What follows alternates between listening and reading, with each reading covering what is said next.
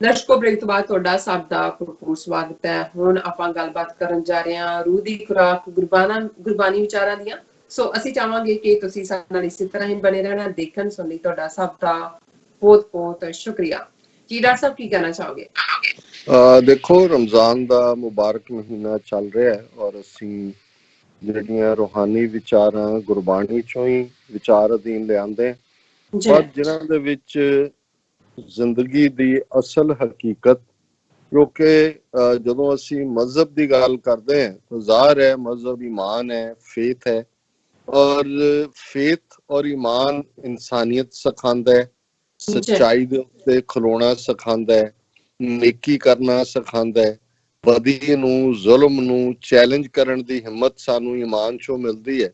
ਪਰ ਬਹੁਤ ਵਾਰ ਜਦੋਂ ਅਸੀਂ ਬੇਸ਼ੱਕ ਮਜ਼ਹਬ ਦਾ ਲਿਬਾਸ ਓੜਿਆ ਹੋਏ, ਲਬਾਦਾ ਪਹਿਨਿਆ ਹੋਏ, ਲੇਕਿਨ ਸਾਡੀ ਜਿਹੜੀ ਨਸਲੋ ਹਰਕਤ ਹੈ ਜਾਂ ਸਾਡੀ ਕਰਤੂਤ ਹੈ ਉਹ ਉਸ ਦੇ ਉਲਟ ਹੋਏ, ਬਰਕਸ ਹੋਏ, ਤੇ ਜ਼ਾਹਰ ਹੈ ਜਿਹੜੇ ਰਿਫਾਰਮ ਦੀ ਗੱਲ ਕਰਦੇ ਨੇ, ਜਿਹੜੇ ਸਾਡੇ ਵਿੱਚ ਜਿਹੜੇ ਖੁਦ ਸਾਦਕ ਨੇ, ਸੱਚੇ ਨੇ, ਜਿਨ੍ਹਾਂ ਨੂੰ ਅਸੀਂ ਗੁਰੂ ਦੇ ਪੈਗੰਬਰ ਜਾਂ ਰੱਬ ਦੇ ਪੈਗੰਬਰ, ਵਲੀ, ਔਲੀਏ ਜਾਂ ਹਮਜ਼ਾ, ਇਹ ਸਾਰੇ ਲਫ਼ਜ਼ ਅੱਡ ਇਸਤੇਮਾਲ ਹੁੰਦੇ ਨੇ, ਜਾਂ ਕਲੰਦਰ, ਇਹ ਸਾਨੂੰ ਠੀਕ ਰਸਤਾ ਦੱਸਦੇ ਨੇ ਔਰ ਸਾਨੂੰ ਆਪਣੀਆਂ ਜੜ੍ਹਾਂ ਦੇ ਨਾਲ ਜੁੜਨ ਦੀ ਗੱਲ ਜਿਹੜੀ ਆ ਉਹ ਸਮਝਾਉਂਦੇ ਨੇ ਕਿ ਹਕੀਕਤ ਕੀ ਹੈ। ਸੋ ਅੱਜ ਦੀ ਵਿਚਾਰ ਲਈ ਜਿਹੜਾ ਮੈਂ ਸ਼ਲੋਕ ਮਹੱਲਾ ਪਹਿਲਾ ਚੁਣਿਆ, ਇਹ ਰੋਜ਼ਾਨਾ ਆਸਾ ਦੀ ਵਾਰ ਜਾਂ ਆਸਾ ਕੀ ਵਾਰ ਜਿਹੜੀ ਮੈਂਡੇਟਰੀ ਹੈ ਸਵੇਰ ਦੇ ਨਿਤਨੇਮ ਤੋਂ ਬਾਅਦ, ਉਸ ਦਾ ਇਹ ਹਿੱਸਾ ਹੈ। ਗੁਰੂ ਨਾਨਕ ਸਾਹਿਬ ਦਾ ਇਹ ਸ਼ਲੋਕ ਮੁੱਖ ਤੌਰ ਤੇ ਜਿਹੜੇ ਮੁਸਲਮਾਨ ਮਜ਼ਹਬ ਨੂੰ ਮੰਨਣ ਵਾਲੇ ਨੇ, ਹਿੰਦੂ ਮਜ਼ਹਬ ਨੂੰ ਮੰਨਣ ਵਾਲੇ ਨੇ, ਯੋਗੀ ਮਤ, ਯੋਗ ਦੇ ਨਾਲ ਜੁੜੇ ਹੋਏ ਨੇ, ਜਿਹੜੇ ਇਹ ਸਮਝਦੇ ਨੇ ਕਿ ਅਸੀਂ ਖੈਰਾਤ ਦਿੰਦੇ ਆ, ਦਾਨੀ ਆ ਵੱਡੇ, ਉਹਨਾਂ ਦੇ ਨੂੰ ਕਰਕੇ, ਔਰ ਫਿਰ ਉਹ ਲੋਕ ਜਿਹੜੇ ਕਹਿੰਦੇ ਨੇ ਕਿ ਇਹ ਜੱਗ ਮਿੱਠਾ, ਅਗਲਾ ਕਿਰ ਡਿੱਠਾ, ਜਿਹੜੇ ਆਸ਼ੀ ਔਰ ਦੁਨੀਆਦਾਰੀ, ਔਰ ਉਹ ਸਮਝਦੇ ਨੇ ਕਿ ਭਾਈ ਕੌਣ ਦੱਸਣ ਆਇਆ ਅੱਗੇ ਕੀ ਹੈ, ਜੋ ਹੈ ਇਸ ਨੂੰ ਹੀ ਤੁਸੀਂ ਜਿਹੜਾ ਮਾਣੋ, ਆਨੰਦ ਮਾਣੋ, ਔਰ ਬੇਪਰਵਾਹ ਰਹੋ, ਕੋਈ ਨਹੀਂ ਹੈ, ਕੁਛ ਨਹੀਂ ਹੁੰਦਾ। ਔਰ ਇਹ ਜਿਹੜਾ ਇਸ ਸਾਰੇ ਨੂੰ ਕਹਿ ਕੇ ਕਿ ਭਾਈ ਤੁਸੀਂ ਕਿੱਧਰ ਲੱਗੇ ਹੋਏ ਹੋ, ਫਿਰ ਅਖੀਰ ਦੇ ਵਿੱਚ ਉਹਨਾਂ ਨੇ ਜਿਹੜੀ ਗੁਰਮਤ ਜੀਵਨ ਜਾਚ ਹੈ ਕਿ ਜੀਵਨ ਦੀ ਹਕੀਕਤ ਕੀ ਹੈ ਉਹ ਸਮਝਾਈ ਹੈ। ਸੋ ਇਹਦੀ ਸ਼ੁਰੂਆਤ ਇਸਲਾਮ ਦੇ ਹਵਾਲੇ ਨਾਲ ਹੁੰਦੀ ਹੈ। ਮੁਸਲਮਾਨਾ ਸਿਫਤ ਸ਼ਰੀਅਤ ਪੜ ਪੜ ਕਰੇ ਵਿਚਾਰ, ਬੰਦੇ ਸੇ ਜੇ ਪਵੇਂ ਵਿੱਚ ਬੰਦੀ, ਵੇਖਣ ਕੋ ਦੀਦਾਰ। ਇਹ ਮੁਸਲਮਾਨਾਂ ਦੇ ਲਈ ਜ਼ਾਹਰ ਹੈ ਸ਼ਰਾ ਦੇ ਵਿੱਚ ਰਹਿਣਾ ਇਹ ਲਾਜ਼ਮੀ ਹੈ, ਔਰ ਉਹ ਸ਼ਰਾ ਦੀ ਸਿਫਤ ਕਰਦੇ ਨੇ, ਉਸ ਨੂੰ ਪੜ੍ਹਦੇ ਵੀ ਨੇ, ਉਸ ਨੂੰ ਡਿਸਕਸ ਵੀ ਕਰਦੇ ਨੇ, ਉਸ ਦੇ ਉੱਤੇ ਫਖਰ ਵੀ ਕਰਦੇ ਨੇ, ਔਰ ਇਹ ਵੀ ਯਕੀਨ ਦੇ ਨਾਲ ਉਸ ਜਿਹੜਾ ਉਹਨਾਂ ਦਾ ਫੇਥ ਹੈ ਕਿ ਜਿਸ ਨੇ ਉਸ ਰੱਬ ਦਾ ਦੀਦਾਰ ਕਰਨਾ ਹੈ, ਅੱਲਾ ਮੀਆਂ ਦਾ ਦੀਦਾਰ ਕਰਨਾ ਹੈ, ਉਸ ਦੇ ਲਈ ਸ਼ਰਾ ਦੀ ਪਾਬੰਦੀ ਵਿੱਚ ਰਹਿਣਾ ਜ਼ਰੂਰੀ ਹੈ ਕਿ ਉਹ ਉਸ ਪਾਬੰਦੀ 'ਚ ਰਹਿ ਕੇ ਹੀ ਜਿਹੜਾ ਉਸ ਹਕੀਕਤ ਨੂੰ ਜਾਣ ਸਕਦਾ ਹੈ। ਫਿਰ ਉਹਨਾਂ ਨੇ ਕਿਹਾ ਕਿ ਹਿੰਦੂ ਸਾਲਾਹੀ ਸਾਲਾਹਨ, ਦਰਸ਼ਨ ਰੂਪ ਅਪਾਰ, ਤੀਰਥ ਨਾਵੇਂ ਅਰਚਾ ਪੂਜਾ, ਅਗਰ ਵਾਸ ਬਹੁਕਾਰ ਮਹਿਕਾਰ। ਉਹਨਾਂ ਨੇ ਕਿਹਾ ਕਿ ਜਿਹੜੇ ਹਿੰਦੂ ਨੇ ਇਹ ਵੀ ਉਸ ਰੱਬ ਦੇ ਦਰਸ਼ਨਾਂ ਦੀ ਜਿਹੜੀ ਹੈ ਉਹ ਆਰਜ਼ੂ ਕਰਦੇ ਨੇ, ਔਰ ਉਹ ਸਮਝਦੇ ਨੇ ਕਿ ਉਸ ਨੂੰ ਜਿਹੜਾ ਸਲਾਹਣ ਹੈ, ਉਹਦੀ ਸਿਫਤ ਸਲਾਹ ਹੈ, ਉਸ ਦੇ ਲਈ ਬੜਾ ਜ਼ਰੂਰੀ ਹੈ ਕਿ ਤੀਰਥਾਂ ਤੇ ਜਾ ਕੇ ਨਹਾਤਾ ਜਾਏ। ਜ਼ਾਹਰ ਹੈ ਜਦੋਂ ਬਹੁਤ ਸਾਰੀ ਥਾਂ ਤੇ ਹੋਰ ਵੀ ਬਾਣੀ ਜਾਂਦਾ ਹੈ ਕਿ 68 ਤੀਰਥ ਸਗਲ ਪੁੰਨ ਜੀ ਦਇਆ ਪ੍ਰਵਾਨ, 68 ਟੋਟਲ ਹਿੰਦੂਆਂ ਦੇ ਤੀਰਥ ਨੇ ਜਿਹੜੇ ਮਾਨਸਰੋਵਰ ਤਿੱਬਤ ਤੋਂ ਲੈ ਕੇ ਤੇ ਤੁਸੀਂ ਇਹਨਾਂ ਨੂੰ ਜਿਹੜਾ ਉਹ ਅਚਲ ਬਟਾਲੇ ਤੱਕ ਦੇਖ ਸਕਦੇ ਹੋ ਕਿ ਜਿਹੜੇ 68 ਤੀਰਥ ਨੇ ਉਹ ਸਾਰੇ ਉਸ ਭੂਖੰਡ ਦੇ ਵਿੱਚ ਫੈਲੇ ਹੋਏ ਨੇ, ਔਰ ਇੱਕ ਹਿੰਦੂ ਦੇ ਲਈ ਲਾਜ਼ਮ ਹੈ ਕਿ ਉਹ ਸਾਰੇ ਤੀਰਥਾਂ ਤੇ ਇਸ਼ਨਾਨ ਕਰੇ। ਇਸ ਲਈ ਬਹੁਤਿਆਂ ਦੀ ਜ਼ਿੰਦਗੀ ਜਿਹੜੀ ਹੈ ਉਹ ਇਸੇ ਕੰਮ ਤੇ ਹੀ ਲੱਗੀ ਰਹਿੰਦੀ ਹੈ ਕਿ ਕਦੇ ਉਹ ਕੁੰਭ ਨਹਾਉਣ ਚਲੇ ਜਾਂਦੇ ਨੇ, ਕਦੇ ਸੂਰਜ ਦੇ ਮੇਲੇ ਤੇ ਕੁਰੂਕਸ਼ੇਤਰ ਆ ਜਾਂਦੇ ਨੇ, ਫਿਰ ਮਾਨਸਰੋਵਰ ਨੂੰ ਚਲੇ ਜਾਂਦੇ ਨੇ। ਹੁਣ ਅੱਜ ਕੱਲ ਤਾਂ ਅਮਰਨਾਥ ਵੀ ਜਾਣਦਾ, ਜਿਹੜੀ ਸ਼ਰਾਈਨ ਜਿਹੜੀ ਹੈ ਉਹ ਹੁਣੇ ਹੀ ਨਵੀਂ ਬਣਾਈ ਹੈ ਕੁਛ ਦਹਾਕੇ ਪਹਿਲਾਂ। ਸੋ ਗੁਰੂ ਸਾਹਿਬ ਨੇ ਫਰਮਾਇਆ ਕਿ ਭਾਈ ਉਹ ਤੀਰਥ ਨਹਾਉਂਦੇ ਨੇ, ਅਰਚਾ ਪੂਜਾ ਕਰਦੇ ਨੇ, ਠਾਕਰ ਬੁੱਤਾਂ ਦੀ ਪੂਜਾ, ਔਰ ਪੂਜਾ ਕਰਨ ਵੇਲੇ ਅਗਰਬੱਤੀਆਂ ਬਾਲ ਕੇ ਬਹੁਤ ਖੁਸ਼ਬੂਆਂ ਕੀਤੀਆਂ ਹੁੰਦੀਆਂ, ਅਗਰਵਾਸ ਬਹਿਕਾਰ 4 ਚਫੇਰੇ ਜਿਹੜੀ ਆ ਖੁਸ਼ਬੂ ਖਿਲਾਰੀ ਹੁੰਦੀ ਆ ਜੀ, ਅਸੀਂ ਪੂਜਾ ਕਰ ਰਹੇ ਹਾਂ ਠਾਕਰ ਦੀ।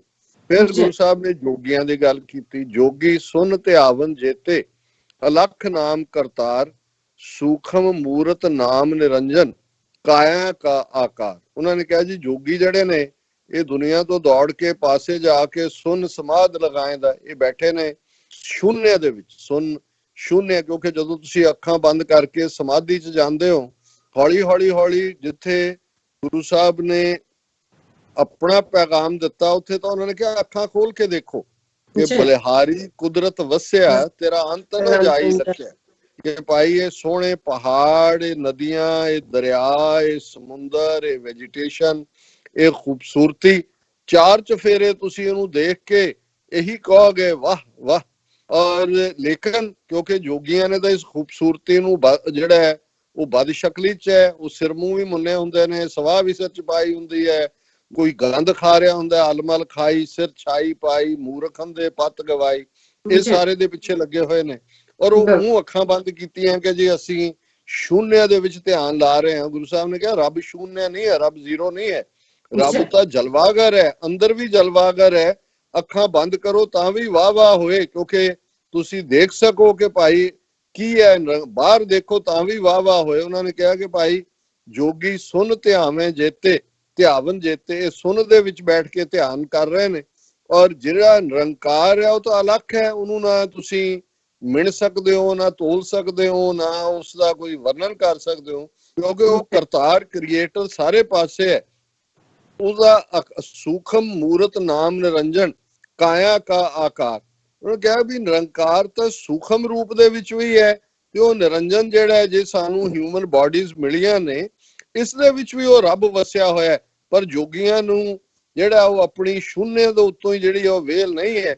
ਫਿਰ ਉਹਨਾਂ ਕਿਹਾ ਸਤੀਆਂ ਮਨ ਸੰਤੋਖ ਉਪਜੈ, ਦੇਣਾ ਕਹਿ ਵਿਚਾਰ। ਹੁਣ ਇੱਕ ਤਾਂ ਸਤੀ ਜਿਹੜੀ ਜਿਉਂਦੇ ਜੀ ਹਸਬੈਂਡ ਦੀ ਪਾਇਰ ਤੇ ਸਾੜ ਦਿੱਤੀ ਜਾਂਦੀ ਸੀ, ਉਹਨੂੰ ਕਹਿੰਦੇ ਸੀ, ਪਰ ਸਤੀ ਦਾ ਮਤਲਬ ਦਾਨ ਕਰਨ ਵਾਲੇ ਵੀ ਹੈ। ਉਹਨਾਂ ਨੇ ਕਿਹਾ ਕਿ ਵੀ ਇਹ ਜਿਹੜੇ ਦਾਨੀ ਲੋਕ ਨੇ, ਕਿਉਂਕਿ ਹਿੰਦੂ ਧਰਮ ਦੇ ਵਿੱਚ ਦਾਨ ਦਾ ਬੜਾ ਮਹੱਤਵ ਹੈ। ਹਾਲਾਂ ਜਦੋਂ ਅਸੀਂ ਇਸਲਾਮ 'ਚ ਜ਼ਕਾਤ ਦੀ ਗੱਲ ਕਰਦੇ ਹਾਂ ਜਾਂ ਸਿੱਖੀ 'ਚ ਦਸਵੰਧ ਦੀ ਗੱਲ ਕਰਦੇ ਹਾਂ, ਤੇ ਇਹ ਹੈਲਪਿੰਗ ਦਾ ਨੀਡੀ ਹੈ, ਇਹਦੇ 'ਚ ਕੋਈ ਦਾਤਾ ਮੰਗਤਾ ਪਾਰਟ ਨਹੀਂ ਹੈ। ਉਹ ਤਾਂ ਸੱਜਾ ਹੱਥ ਦੇ ਤਾਂ ਖੱਬੇ ਨੂੰ ਪਤਾ, ਪਰ ਇਹਨਾਂ ਦੇ ਵਿੱਚ ਦਾਨ ਦੀ ਮਹਿਮਾ। ਔਰ ਬੜੇ ਬੜੇ ਜਿਹੜੇ ਨੇ ਉਹ ਸੇਠ ਉਹ ਐਲਾਨ ਕਰਕੇ ਕਿ ਜੀ ਆਓ ਸਾਡੇ ਕੋਲ ਜਿਹੜਾ ਅਸੀਂ ਆਹ ਦਾਨ ਤੁਹਾਨੂੰ ਦਿਆਂਗੇ, ਔਰ ਪੂਰਾ ਉਹਦੇ ਤੇ ਉਹ ਹੰਕਾਰ ਕਰਦੇ ਨੇ। ਹਾਲਾਂਕਿ ਜ਼ਾਹਿਰ ਹੈ ਕਿ ਵੀ ਇਹਨੂੰ ਵੀ ਗੁਰੂ ਸਾਹਿਬ ਨੇ ਇੱਕ ਉਸ ਸਕੂਲ ਦੇ ਨਾਲ ਜੋੜਿਆ ਕਿ ਭਾਈ ਇਹ ਦਾਨੀ ਨੇ ਜਿਹੜੇ ਆਪਣੇ ਮਨ 'ਚ ਬੜੀ ਇਹ ਸੰਤੋਖ ਕਰਦੇ ਨੇ, ਕੰਟੈਂਟਡ ਹੁੰਦੇ ਨੇ ਕਿ ਜੀ ਅਸੀਂ ਦੇਣਾ। ਪਰ ਹੁੰਦਾ ਕੀ ਹੈ, ਦੇ ਦੇ ਮੰਗੈ ਸਹਿਸਾ ਗੁਣਾ, ਸ਼ੋਭ ਕਰੇ ਸੰਸਾਰ। ਕਿ ਵੀ ਹੁਣ ਜੋ ਉਹਨਾਂ ਨੇ ਦਿੱਤਾ ਫਿਰ ਉਹ ਐਕਸਪੈਕਟ ਕਰਦੇ ਨੇ ਕਿ ਕਈ ਗੁਣਾ ਜ਼ਿਆਦਾ ਸਾਨੂੰ ਉਹਦੇ ਚੋਂ ਸ਼ੋਭਾ ਮਿਲੇ। ਲੋਕ ਕਹਿਣ ਵਾਹ ਵਾਹ ਵਾਹ ਸੇਠ ਸਾਹਿਬ ਆ ਗਏ, ਸੇਠ ਸਾਹਿਬ ਨੇ ਪੂਰੀਆਂ ਕਚੌਰੀਆਂ ਦਾ ਲੰਗਰ ਲਾ ਦਿੱਤਾ। ਜਿਵੇਂ ਮਲਕ ਭਾਗੋ ਨੇ ਆਪਣਾ ਜਿਹੜਾ ਉਹ ਵੱਡਾ ਭੰਡਾਰਾ ਕੀਤਾ, ਗੁਰੂ ਸਾਹਿਬ ਨੇ ਕਿਹਾ ਇਹ ਵੀ ਜਿਹੜੇ ਨੇ ਆਪਣੀ ਕੀਤੀ ਵੀ ਗਵਾ ਲੈਂਦੇ ਨੇ। ਫਿਰ ਹੁਣ ਆਸ਼ਿਆਂ ਦੀ ਗੱਲ ਹੈ, ਚੋਰਾਂ ਯਾਰਾਂ ਤੇ ਕੂੜਿਆਰ, ਖਾਰਾਬਾ ਵੇਕਾਰ, ਇੱਕ ਹੁੰਦਾ ਖਾਏ ਚੱਲੇ ਅਥਾਉ, ਤਿਨਾ ਵੀ ਕਾਈ ਕਾਰ, ਜਲ ਥਲ ਜੀਆਂ ਪੁਰੀਆਂ ਲੋਹਾਂ, ਆਕਾਰਾਂ ਆਕਾ। ਉਹਨਾਂ ਨੇ ਕਿਹਾ ਜੀ ਇੱਕ ਉਹ ਨੇ ਜਿਹੜੇ ਚੋਰੀ ਯਾਰੀ ਝੂਠ ਦੇ ਵਿੱਚ ਖਰਾਬੀਆਂ ਕਰਕੇ, ਖੇ ਖਰਾਬੀਆਂ ਕਰਕੇ, ਵਕਾਰਾਂ 'ਚ ਰਹਿ ਕੇ ਇਹਦੇ 'ਚ ਹੀ ਬੜੇ ਖੁਸ਼ ਨੇ ਕਿ ਜੀ ਅਸੀਂ ਜਿਹੜਾ ਸ਼ਰਾਬ ਕਬਾਬ ਇਹ ਸਾਨੂੰ ਬਹੁਤ ਜਿਹੜਾ ਉਹ ਤਸੱਲੀ ਦਿੰਦੇ ਆ। ਉਹਨਾਂ ਗੁਰੂ ਸਾਹਿਬ ਨੇ ਫਰਮਾਇਆ ਕਿ ਹੁੰਦਾ ਖਾਏ ਚਲੇ ਅਥਾਉ, ਤੇ ਨਾ ਵੀ ਕਾਈ ਕਾਰ, ਕਿ ਖਾਂਦੇ ਤਾਂ ਉਸੇ ਰੱਬ ਦਾ ਦਿੱਤਾ ਨੇ, ਦਿੰਦਾ ਦੇ ਲੈਂਦੇ ਥੱਕ ਪਾਏ, ਜੁਗਾ ਜੁਗੰਤਰ ਖਾਈ ਖਾਏ। ਉਹਨਾਂ ਨੇ ਕਿਹਾ ਵੀ ਇਹ ਇਸੇ ਕੰਮ ਤੇ ਹੀ ਲੱਗੇ ਹੋਏ ਨੇ, ਜੋ ਹੈ ਉਹਨੂੰ ਖਾਓ ਪੀਓ ਔਰ ਉਸ ਰੱਬ ਦਾ ਦਿੱਤਾ ਖਾਂਦੇ ਨੇ, ਪਰ ਆਪਣੀ ਜ਼ਿੰਦਗੀ ਚੋਰੀ ਯਾਰੀ ਔਰ ਝੂਠ ਦੇ ਵਿੱਚ ਗੁਜ਼ਾਰਦੇ ਨੇ। ਫਿਰ ਜਲ ਥਲ ਜੀਆਂ ਪੁਰੀਆਂ ਲੋਹਾਂ, ਆਕਾਰਾਂ ਆਕਾਰ, ਓਏ ਜੇ ਆਖੇ ਸੋ ਤੂੰ ਹੈ ਜਾਣੇ, ਤੇ ਨਾ ਵੀ ਤੇਰੀ ਸਾਰ। ਉਹਨਾਂ ਨੇ ਕਿਹਾ ਕਿ ਵੀ ਉਹਨਾਂ ਨੂੰ ਇਹ ਸਮਝ ਹੀ ਨਹੀਂ ਇਹਨਾਂ ਸਾਰਿਆਂ ਨੂੰ ਕਿ ਉਹ ਵਾਹਿਗੁਰੂ ਪਾਣੀ ਦੇ ਵਿੱਚ ਵੀ ਹੈ, ਜਲ 'ਚ ਹੈ, ਥਲ 'ਚ ਹੈ, ਹਰ ਜੀ ਦੇ ਵਿੱਚ ਹੈ, ਹਰ ਆਈਲੈਂਡ ਦੇ ਵਿੱਚ ਹੈ, ਲੋ ਦੇ ਵਿੱਚ ਹੈ, ਹਰ ਚਾਰ ਚੁਫੇਰੇ ਦੁਨੀਆ ਦੀ ਜਿੰਨੀ ਕ੍ਰੀਏਸ਼ਨ ਹੈ ਉਹ ਉਸੇ ਦਾ ਹੀ ਆਕਾਰ ਹੈ। ਰੱਬ ਕੋਈ ਇੱਕ ਥਾਂ ਤੇ ਖੜਾ ਨਹੀਂ ਹੋਇਆ ਜਾਂ ਬੈਠਾ ਨਹੀਂ ਹੋਇਆ। ਉਹ ਸਾਰੀ ਕਾਇਨਾਤ, ਜਲ ਥਲ, ਜੀਆਂ ਪੁਰੀਆਂ, ਲੋਆਂ, ਕੰਟੀਨੈਂਟਸ, ਸਬ ਕੰਟੀਨੈਂਟਸ, ਆਈਲੈਂਡਸ ਦੇ ਵਿੱਚ ਬੈਠਾ ਹੋਇਆ। ਓਏ ਜੇ ਆਖੇ ਸੋ ਤੂਹੇ ਜਾਣੇ ਤਿਨਾ ਵੀ ਤੇਰੀ ਸਾਰ, ਕਿ ਭਾਈ ਜੇ ਤੂੰ ਜਿਹਨੂੰ ਜੋ ਸਮਰੱਥਾ ਦਿੰਦਾ ਉਹ ਉਵੇਂ ਹੀ ਕਰ ਰਿਹਾ, ਕਰਨ ਕਰਾਉਣ ਹਾਰ ਤੂੰ ਹੈ।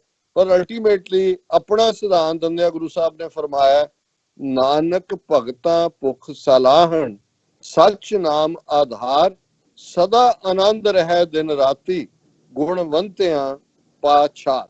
ਗੁਰੂ ਸਾਹਿਬ ਨੇ ਕਿਹਾ ਕਿ ਭਾਈ ਅਸੀਂ ਜਿਹੜੇ ਹੇ ਵਾਹਿਗੁਰੂ ਤੇਰੇ ਬੰਦੇ ਹੈ, ਜਿਹੜੇ ਤੇਰੇ ਬੰਦਗੀ ਕਰਨ ਵਾਲੇ ਹੈ, ਤੇਰੇ ਦਰਵੇਸ਼ ਹੈ, ਤੇਰੇ ਭਗਤ ਹੈ, ਸਾਨੂੰ ਤਾਂ ਇੱਕੋ ਹੀ ਚੀਜ਼ ਦੀ ਭੁੱਖ ਹੈ, ਤੇਰੀ ਸਿਫਤ ਸਲਾਹ ਦੀ, ਕਿ ਤੇਰੀ ਯਾਦ, ਤੇਰੀ ਇਬਾਦਤ ਇਹ ਹਮੇਸ਼ਾ ਸਾਡੇ ਨਾਲ ਰਹੇ, ਤੂੰ ਸਾਥੋਂ ਨਾ ਵਿਛੜੇ, ਤੇਰੀ ਯਾਦ ਸਾਥੋਂ ਨਾ ਵਿਛੜੇ। ਨਾਨਕ ਭਗਤਾਂ ਭੁੱਖ ਸਲਾਹਣ, ਇੱਕੋ ਹੀ ਭੁੱਖ ਹੈ ਕਿ ਤੇਰੀ ਸਿਫਤ ਸਲਾਹ ਹੋਏ, ਸੱਚ ਨਾਮ ਆਧਾਰ, ਤੇਰਾ ਨਾਂ ਹੀ ਸਾਡੇ ਜੀਵਨ ਦਾ ਆਧਾਰ ਬਣੇ, ਜੀਵਨ ਦੀ ਮੋਟੀਵੇਸ਼ਨ ਬਣੇ, ਇਬਾਦਤ ਹੀ ਸਾਡਾ ਜੀਵਨ ਹੈ, ਸਦਾ ਆਨੰਦ ਰਹੇ ਦਿਨ ਰਾਤੀ, ਗੁਣਵੰਤਿਆਂ ਪਾਤਸ਼ਾਹ। ਤੇਰੀ ਯਾਦ ਹੋਏਗੀ ਤੇ ਦਿਨ ਰਾਤ ਹਮੇਸ਼ਾ ਅਸੀਂ ਆਨੰਦ ਦੇ ਵਿੱਚ ਹੀ ਰਵਾਂਗੇ।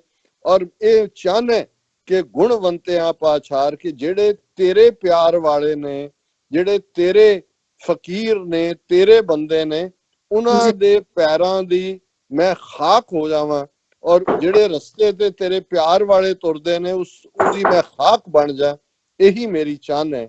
ਸੋ ਜ਼ਾਹਰ ਹੈ ਕਿ ਜਿੱਥੇ ਗੁਰੂ ਸਾਹਿਬ ਨੇ ਹਰ ਰਿਲੀਜੀਅਸ ਪ੍ਰੈਕਟਿਸ ਨੂੰ ਕੋਈ ਕੰਡੈਮ ਨਹੀਂ ਕੀਤਾ, ਉਹਨੂੰ ਨੈਰੇਟ ਕੀਤਾ, ਪਰ ਨਾਲ ਦੀ ਨਾਲ ਇਹ ਵੀ ਸਮਝਾਇਆ ਕਿ ਜੇ ਰੱਬ ਦੀ ਬੰਦਗੀ ਨਹੀਂ ਹੈ, ਰੱਬ ਦਾ ਪਿਆਰ ਨਹੀਂ ਹੈ, ਇਨਸਾਨੀਅਤ ਦੇ ਨਾਲ ਪਿਆਰ ਨਹੀਂ ਹੈ, ਔਰ ਇਹ ਸਾਰੇ ਕੰਮ ਜੋ ਅਸੀਂ ਕਰਦੇ ਹਾਂ ਉਹ ਦਿਖਾਵੇ ਤੇ ਬਣ ਜਾਣ, ਤੇ ਇਹ ਫਿਰ ਰੱਬ ਨੂੰ ਕਬੂਲ ਨਹੀਂ ਨੇ। ਇਹ ਅੱਜ ਦਾ ਵਿਚਾਰ ਜੀ। ਡਾਕਟਰ ਸਾਹਿਬ ਤੁਹਾਡਾ ਬਹੁਤ ਬਹੁਤ ਸ਼ੁਕਰੀਆ, ਤੁਸੀਂ ਅੱਜ ਦੇ ਐਮੀ ਸ਼ੂਟ ਅੱਜ ਦਾ ਵਿਚਾਰ ਸਾਡੇ ਦਰਸ਼ਕਾਂ ਨਾਲ ਸਾਂਝਾ ਕੀਤਾ। ਇਸ ਤਰ੍ਹਾਂ ਆਪਣੇ ਵਿਊਜ਼ ਕੋਲ ਲੈਣੇ ਇਜਾਜ਼ਤ। ਵਿਊਅਰਸ, ਸਾਡੇ ਪ੍ਰੋਗਰਾਮ ਦਾ ਸਮਾਂ ਇੱਥੇ ਸਮਾਪਤ ਹੁੰਦਾ। ਤੁਸੀਂ ਆਪਣੀ ਰਾਏ ਤੇ ਸੁਝਾਅ ਸਾਨੂੰ ਭੇਜਣਾ ਭੁੱਲਣਾ ਸਾਡੇ ਇਸ ਪਤੇ ਤੇ sos@tv84.tv ਤੇ ਅਸੀਂ ਆਪਣਾ ਪ੍ਰੋਗਰਾਮ ਲੈ ਕੇ ਫਿਰ ਦੁਬਾਰਾ ਤੁਹਾਡੇ ਸਾਲ ਮੁਕਾਵਾਂਗੇ। ਤਦ ਤੱਕ ਮੈਨੂੰ ਤੇ ਆਪਣਾ ਸੁਣਾ ਗਿਆ ਦੋ ਟਿਗਰੋ ਚੀਰੀ ਫੋ ਬੁਲਾ ਦਿਓ ਫਤਿਹ। ਵਾਹਿਗੁਰੂ ਜੀ ਕਾ ਖਾਲਸਾ, ਵਾਹਿਗੁਰੂ ਜੀ ਕੀ ਫਤਿਹ।